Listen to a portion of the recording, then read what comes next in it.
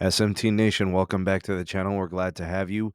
We got T-Mobile spilling the beans. We got Neville the Pebble. Neville, right? he's spilling the tea too. All right, T-Mobile ratchets up 5G site upgrades. Monica Alvin, FierceWireless.com. What is Mr. Neville Ray talking about here? All right, so this is going to be about their 5G network build. So if you're tracking the T-Mobile network and the expansion of its 5G build, this video is going to give you a lot of details. All right, let's see what Mr. Neville is saying here. He was asked a question about the rate of upgrading on T-Mobile's tower sites. And he said that this is a Sunday through Sunday update. And I can confirm they actually do tower upgrades on Sundays. I can 100% confirm it. I've seen it. I visited a site on a Sunday where the tower crews were up there working, climbing towers and the whole shebang, upgrading cabinets and all of that. So that is 100% fact.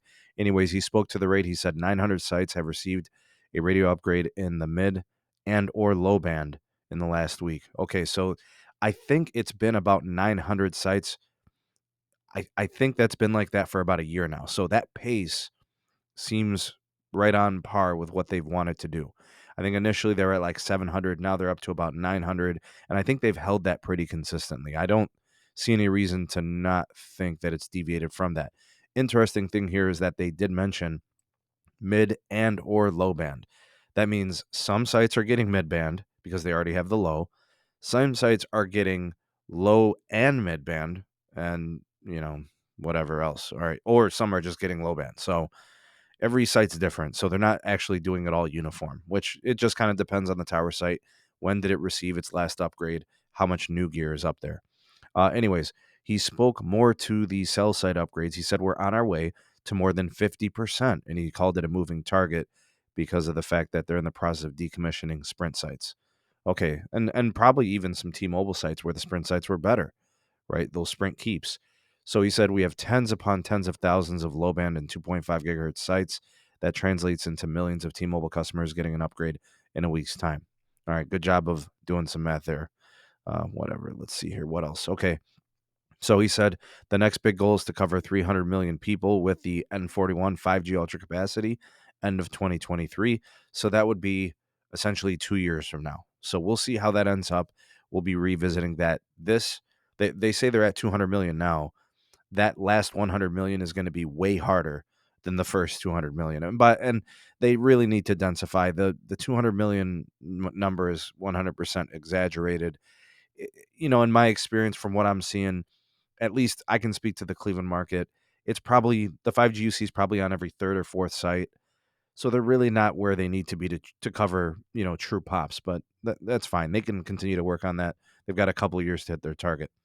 Also, they spoke to the voice over NR, which basically tells us they are going to be doing voice with 5G. All right. And that will move away from the voice over LTE, kind of taking the next step in wireless innovations.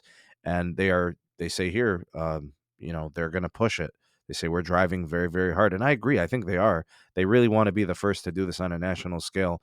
They probably will be, regardless of the performance. They're probably going to be the first to it.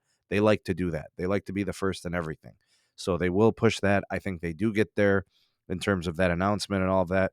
But you do need a standalone 5G core. He did say that they want to be comfortable with it. And, there's a lot of work to do. But I do love the ambition. I have to respect that. This is a company that is pushing the issue and trying to change their perception in the public and change the narrative about their networking reputation, right? So here they go. They're ratcheting up that 5G upgrade. Let me know what you think of any of these tidbits of info. Anything new that you wanted to comment on, anything that you feel is a little bit misaligned with what you're seeing and what you've noticed, anything that you question. I had a couple of things that I would ask him as follow-up questions, but I turn to you guys. You all are the voice of the people, the SMT Nation. Let your voice be heard. Tell me what you think in the comment section below. If you appreciated this video, you let me know by giving this video a like, and then also subscribe for more. Share this video too, by the way, while you're at it. In the description box, my email, my Twitter, and then a Patreon page link if you want to support us there. Get early access to videos, exclusive content, podcasts, and live stream not found anywhere else, and discounts on those mobile. Thanks again for watching. We'll see you all on the next one. Peace.